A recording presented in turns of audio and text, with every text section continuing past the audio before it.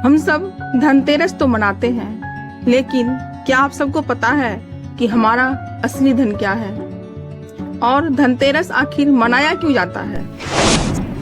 सब लोगों को ये पता है कि धनतेरस के दिन धन को एकत्रित करने की या फिर उस दिन कुछ न कुछ सामान खरीदने की या फिर कोई आभूषण खरीदने की परंपरा है। लेकिन हमारे लिए सबसे बड़ा धन क्या है, कभी सोचा है? आप लोगों ने एक कहावत तो जरूर सुनी होगी कि स्वास्थ्य ही धन है। जी हाँ, स्वास्थ्य ही धन है। कहा जाता है कि धनतेरस के दिन ही समुद्र मंथन हुआ था। इसी दिन धन्वंतरी अमृत कलश लेकर समुद्र से प्रकट हुए थे और धन्वंतरी को देवताओं का वैद्य यानी कि डॉक्टर कहा जाता है और उन्हें आयुर्वेद का जनक भी कहा जाता है।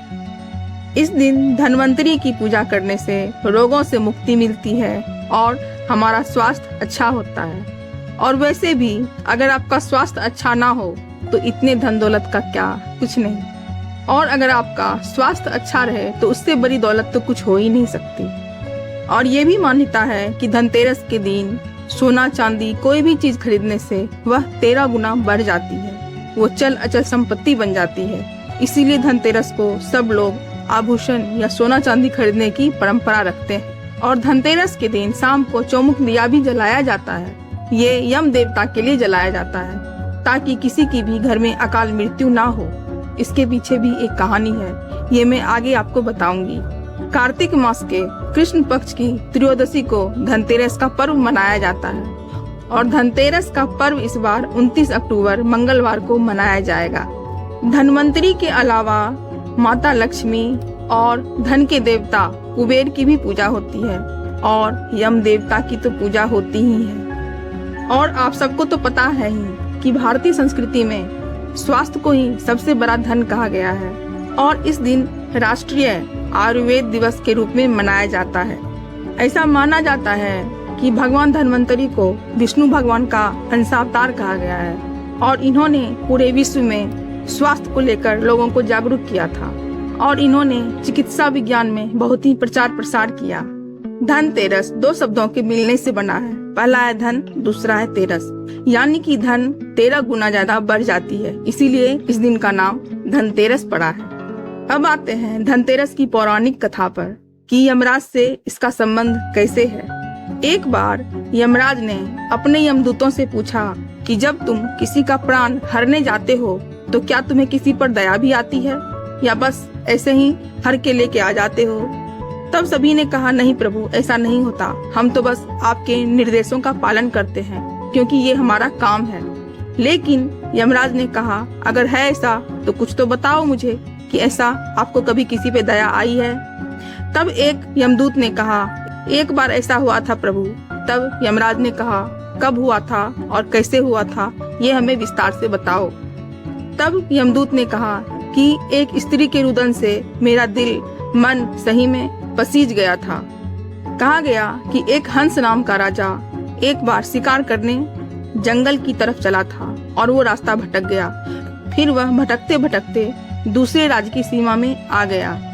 वहाँ एक हेमा नाम का शासक था जिसने उस राजा का बहुत ही आदर सत्कार किया। उसी दिन उस राजा की पत्नी ने एक पुत्र को जन्म दिया। ज्योतिषियों ने जब उसका नक्षत्र देखा, ग्रह देखा, तब ज्योतिषियों ने बताया कि इस बालक का जब भी विवाह होगा तो उसके 4 दिन के बाद यह मृत्यु को प्राप्त हो जाएगा।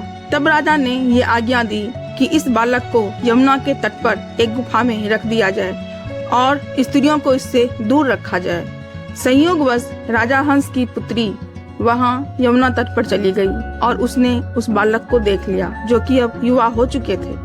बस दोनों ने गंधर्व विवाह कर लिया और गंधर्व विवाह के 4 दिन बाद उस बालक की मृत्यु हो गई।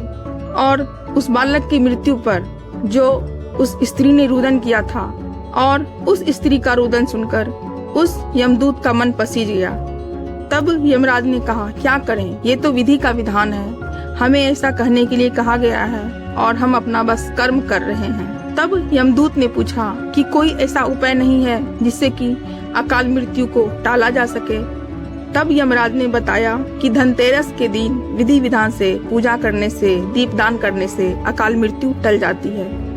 इसीलिए हम सब धनतेरस के दिन अपने घर के बाहर दिया जलाते हैं और इसी कारण से धन्वंतरी की भी पूजा होती है ताकि लोग स्वस्थ रहें और अकाल मृत्यु को जल्दी प्राप्त ना हो। और माता लक्ष्मी की भी पूजा होती है ताकि सब धन संपत्ति से भरे पूरे रहें। तो आप सबको कैसी लगी धनतेरस की ये छोटी सी कहानी? एक कहानी और है जो मैं अगली बार बताऊंगी। तो आप लोगों को कैसी लगी धनतेरस के विषय में ये जानकारी पाकर? और आप सब भी ध्यान रखिए कि स्वास्थ्य से बड़ा कोई धन नहीं होता। अपने पहले स्वास्थ्य को देखिए, फिर धन की चिंता कीजिए।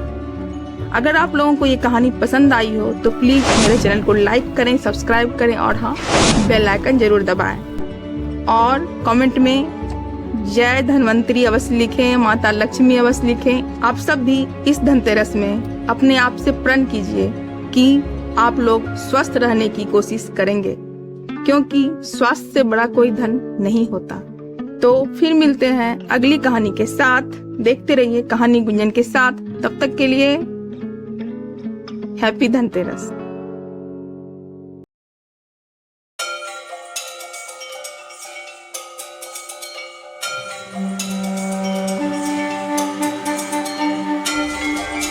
हम सब धनतेरस आखिर किस वजह से मनाते हैं? क्या सिर्फ धन इकट्ठा करने के लिए, या फिर इसके पीछे कोई और कारण भी है? आप सबने तो ये सुना ही होगा कि स्वास्थ्य ही धन है। जी हाँ, हम सब धनतेरस अपने स्वास्थ्य के लिए भी मनाते हैं। लेकिन क्या ये सब आपको पता है कि आज के दिन समुद्र मंथन हुआ था और देवताओं के वैद्य धन्वंतरी, जो कि आज के ही दिन समुद्र मंथन से प्रकट हुए थे हाथों में अमृत कलश लेकर, और आज के ही दिन आयुर्वेद दिवस के रूप में मनाया जाता है। लेकिन क्या आपको पता है, धन्वंतरी देवता को आयुर्वेद का जनक कहा जाता है और उन्हें देवताओं का वैद्य यानी कि डॉक्टर भी कहते हैं। आज के दिन भारतीय संस्कृति में स्वास्थ्य को ही धन कहा गया है। धनतेरस कई कारणों से मनाया जाता है। कई लोग धनतेरस में बहुत सारे आभूषण खरीदते हैं। ऐसा माना जाता है कि लोग जो भी चीज खरीदते हैं धनतेरस में, अक्सर लोग आभूषण ही खरीदते हैं। धनतेरस दो शब्दों के मेल से बना है, धन और तेरस, यानी कि जो भी धन आज के दिन खरीदा जाएगा वो 13 गुना बढ़ जाएगा। इसीलिए आज के दिन को धनतेरस के रूप में मनाया जाता है। और भी कई कारण हैं धनतेरस को मनाने के लिए। लक्ष्मी जी की भी पूजा होती है इस दिन, कुबेर जी की भी पूजा होती है और यम देवता की भी पूजा होती है। यम देवता से जुड़ी धनतेरस की कहानी मैंने आपको पिछले भाग में बताया था और आज मैं आपको बताने जा रही हूँ एक और धनतेरस से जुड़ी हुई कहानी। ये कहानी स्वयं विष्णु भगवान से जुड़ी हुई है, उनके वामन अवतार से जुड़ी हुई है। तो आइए चलते हैं कहानी की ओर। कहा जाता है कि जब राजा बलि यज्ञ कर रहे थे, देवताओं को ये भय हो गया कि राजा बलि जो यज्ञ कर रहे हैं उससे तीनों लोगों को कोई क्षति न हो।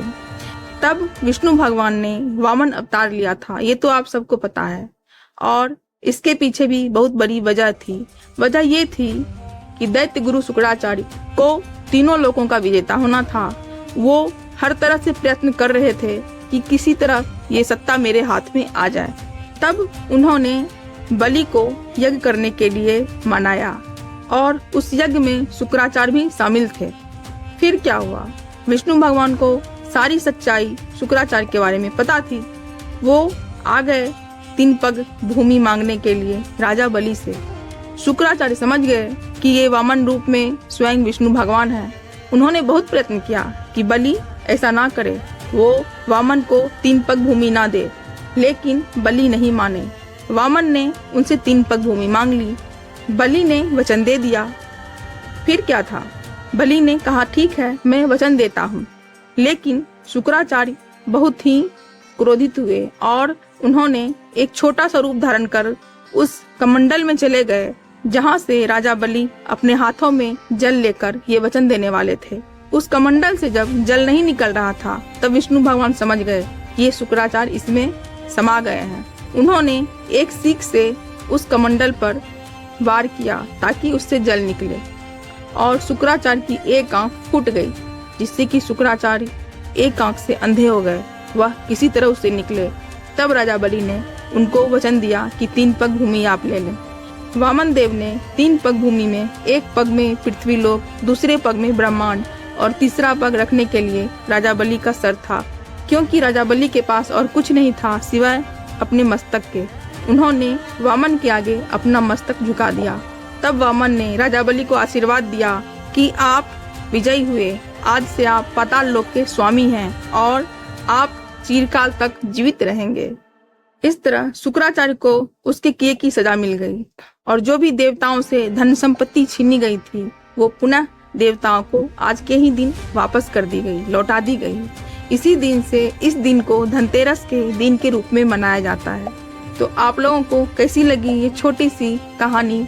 ये तो थी वामन देव से जुड़ी हुई इस धनतेरस की कहानी।